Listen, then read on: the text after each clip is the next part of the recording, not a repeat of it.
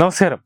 സന്ദീപ് വാര്യർ ദിവസവും എന്തെങ്കിലുമൊക്കെ തന്റെ ഫേസ്ബുക്ക് പേജിൽ എഴുതിക്കൂട്ടി താൻ ആക്റ്റീവ് ആണെന്ന് കാണിക്കുന്ന ഒരു രാഷ്ട്രീയ നേതാവ് രാജ്യത്തിന്റെ പ്രധാനമന്ത്രിക്കും ഇന്ത്യൻ സൈന്യത്തിനും എങ്ങനെ പാകിസ്ഥാനുമായുള്ള പ്രശ്നങ്ങൾ മാനേജ് ചെയ്യണമെന്ന് ഉപദേശം നൽകുകയാണ്.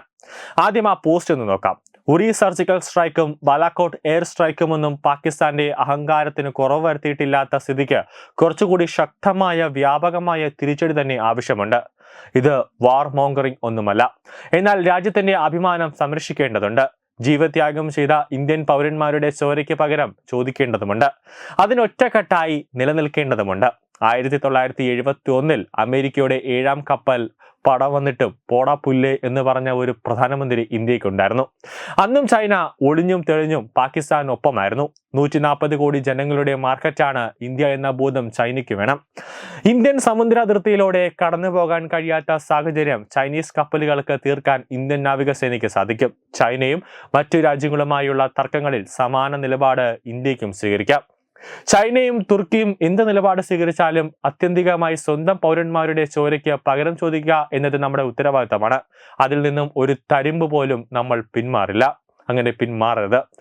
എന്ത് നഷ്ടവും സഹിക്കാൻ നമ്മൾ തയ്യാറാവണം. ഏത് ത്യാഗവും സഹിക്കാൻ നമ്മൾ തയ്യാറാകണം. ഒരു യുദ്ധമുണ്ടായാൽ കേരളവും യുദ്ധഭൂമിയായി മാറാൻ സാധ്യതയുണ്ട്.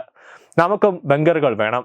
കൊച്ചി, തിരുവനന്തപുരം, കോഴിക്കോട് നഗരങ്ങളിൽ അടിയന്തരമായി ബങ്കറുകൾ പണിയാൻ കേരള സർക്കാരും തദ്ദേശ സ്വയംഭരണ സ്ഥാപനങ്ങളും തയ്യാറാവണം. ഇന്നല്ലെങ്കിൽ നാളെ കേരളത്തിന് ഇത് ആവശ്യമായി വരും. വ്യോമാക്രമണ സമയത്ത് ചെയ്യേണ്ട കാര്യങ്ങൾ ജനങ്ങളെ പഠിപ്പിക്കാൻ ഉടൻ സംസ്ഥാന സർക്കാർ നടപടിയെടുക്കണം. നാവികസേന ആസ്ഥാനം എന്ന നിലയ്ക്ക് കൊച്ചി ഒരു വെർണറബിൾ ആണ്. തീർച്ചയായും ശത്രു ലക്ഷ്യം വയ്ക്കുന്ന ഒരു നഗരം കൊച്ചിയായിരിക്കും. ഇന്ത്യൻ നാവികസേനയും എയർഫോഴ്സും ശത്രുവിനെ നേരിടാൻ സദാ സജ്ജരാണെങ്കിലും നമ്മളും കാര്യങ്ങൾ പഠിക്കേണ്ടതുണ്ട്. യുദ്ധമുണ്ടായാൽ അത് പഞ്ചാബിലും കാശ്മീരിലും രാജസ്ഥാനിലും ഒതുങ്ങി നിൽക്കുമെന്ന് ആരും പ്രതീക്ഷിക്കരുത്. ജയ് ഹിന്ദ് എന്നാണ് സന്ദീപ് വാര്യരുടെ വാക്കുകൾ. ഈ സന്ദീപ് വാര്യർ എഴുതിയ ഫേസ്ബുക്ക് പോസ്റ്റിൽ തന്നെ ഒരു കാര്യം വ്യക്തമാണ്. അതായത് സന്ദീപ് വാര്യർ പഹൽഗാമിൽ തീവ്രവാദികൾ, പാകിസ്ഥാൻ ഇസ്ലാമിസ്റ്റ് തീവ്രവാദികൾ മതം നോക്കി ഇന്ത്യക്കാരായ വിനോദസഞ്ചാരികളെ കൊന്നപ്പോൾ സന്ദീപ് വാര്യറിന്റെ ഫേസ്ബുക്ക് പേജിൽ പോലും ഒറ്റ രീതിയിൽ ഒരു വാക്ക് പോലും എഴുതിയിട്ടില്ല. ഇസ്ലാമിസ്റ്റുകൾ മതം നോക്കിയാണ്, ഹിന്ദു ആണോ എന്ന് ചോദിച്ചതിന് ശേഷമാണ് വെടിവെച്ച് കൊന്നത്, അല്ലെങ്കിൽ കലിമ ചൊല്ലാൻ പറഞ്ഞതിന് ശേഷമാണ് വെടിവെച്ച് കൊന്നത് എന്ന് പറഞ്ഞിട്ടില്ല. അതിന്റെ അർത്ഥം അങ്ങനെ എന്തെങ്കിലും പറഞ്ഞാൽ വരുന്ന തെരഞ്ഞെടുപ്പുകളൊന്നും തന്നെ സന്ദീപ് വാര്യറിന് ഒരു വോട്ട് പോലും കിട്ടില്ല. അതായത് കോൺഗ്രസുമായിട്ട് ഇടയും, ഏറ്റവും കൂടുതൽ മുസ്ലിം ലീഗുമായിട്ടും SDP നേതാക്കളുമായിട്ടും ഇടയും. കാരണം കോൺഗ്രസിന്റെ ഒരു 3/4 വോട്ടുകളും കിട്ടുന്നത് SDP പ്രവർത്തകര് കയ്യിൽ നിന്നാണ്. കാരണം അവരെ പണക്കി കഴിഞ്ഞാൽ പിന്നെ കോൺഗ്രസ് രാജ്യത്ത് തന്നെ ഇല്ല എന്നതാണ് യാഥാർത്ഥ്യം. അതുകൊണ്ടാണ് രാഹുൽ ഗാന്ധിയും സിദ്ധാരാമയ്യയും PD സതീശനും മല്ലികാർജുന ഖാർഗെയും അടക്കമുള്ളവർ, കോൺഗ്രസ് നേതാക്കളെല്ലാം തന്നെ ഒരു ഇസ്ലാമിസ്റ്റ് തീവ്രവാദികളല്ല, ഇവർ അങ്ങനെ മതം നോക്കിയല്ല കൊന്നത്, കലിമയൊന്നും ചൊല്ലാനും പറഞ്ഞിട്ടില്ല എന്ന് ഇസ്ലാമിസ്റ്റ് തീവ്രവാദികളെ വെള്ളപൂശുന്നത്. നമുക്കറിയാം, പാകിസ്ഥാനിൽ നിന്നൊക്കെ ഈ കഴിഞ്ഞ ലോക്സഭാ തെരഞ്ഞെടുപ്പിൽ രാഹുൽ ഗാന്ധിക്ക് ഒരു പെട്ടി നിറയെ ലഡു പാകിസ്ഥാനിൽ നിന്നും രാഹുലിനും കിട്ടുന്നു.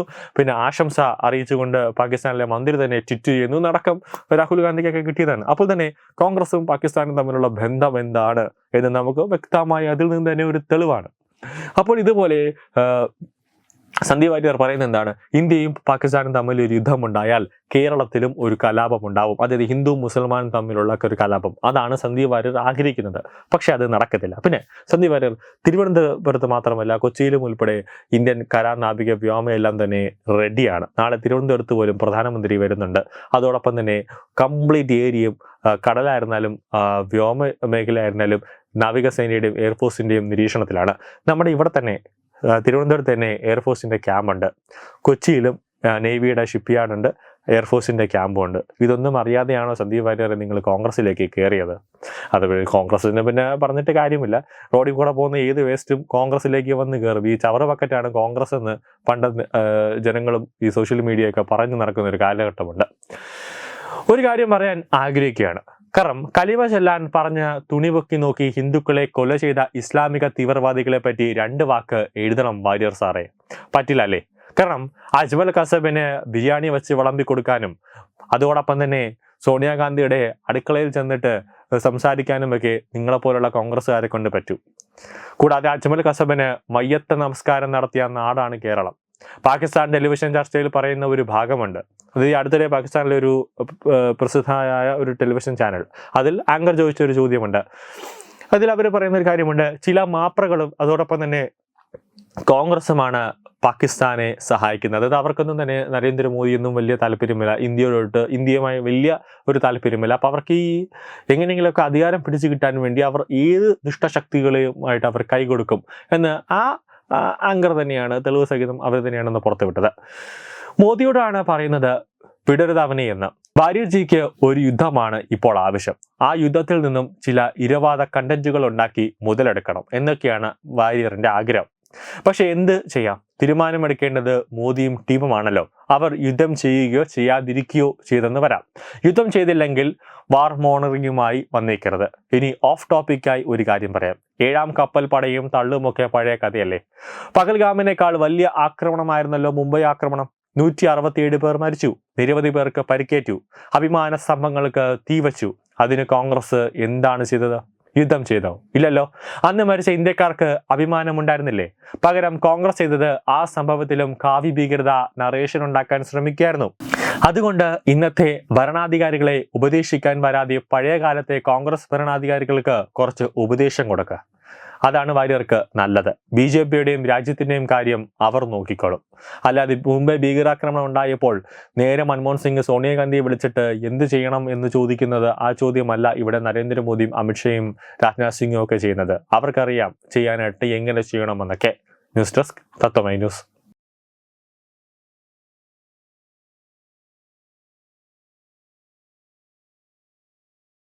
Partner EduBix Online Executive Education, Focus Physiotherapy Center Pattam, Unnat Engineering Gujarat, Tirthayatra.com, Iron Build Gujarat, PRS Hospital, Killipalam Thiruvananthapuram. 5 തലമുറകളായി നിങ്ങൾക്കൊപ്പം. തുമ്പമൺ ശ്രീ വടക്കുംനാഥൻ ക്ഷേത്രം, അമ്പലക്കടവ്, പത്തനംതിട്ട. ശ്രീമദ് സ്കന്ദപുരാണ മഹാസത്രം 2025 മെയ് 11 മുതൽ 18 വരെ. ബ്രഹ്മശ്രീ മുംബൈ ചന്ദ്രശേഖര ശർമ്മയുടെ മുഖ്യ കാർമ്മികത്വത്തിൽ മഹാഗണപതി ഹോമം, സ്കന്ദപുരാണ പാരായണം, മഹത് പ്രഭാഷണങ്ങൾ, പൂജഹോമാദികൾ, കലാസാംസ്കാരിക പരിപാടികൾ. സത്രയജ്ഞ കർമ്മങ്ങളിലേക്ക് എല്ലാ ഭക്തജനങ്ങളുടെയും സാന്നിധ്യവും സഹകരണവും സാദരം അഭ്യർത്ഥിക്കുന്നു. മഹാസത്രവേദിയിൽ മെയ് 18 പഴനി അരുൾമിക ദണ്ഡായുധപാണി സ്വാമി ദേവസ്ഥാന അർച്ചക സ്ഥാനികർ ശ്രീസെൽവ സുബ്രഹ്മണ്യ ശിവശാരിയാരുടെ മുഖ്യ കാർമ്മികത്വത്തിൽ നടക്കുന്ന അതിശ്രേഷ്ഠവും സർവൈശ്വര്യദായകവുമായ സ്കന്ദഹോമം. സ്കന്ദമഹാപുരാണ സത്രത്തിന്റെ ആദിമധ്യാന്തമുള്ള സമ്പൂർണ്ണ തത്സമയ കാഴ്ച തത്വമയി നെറ്റ്വർക്കിൽ.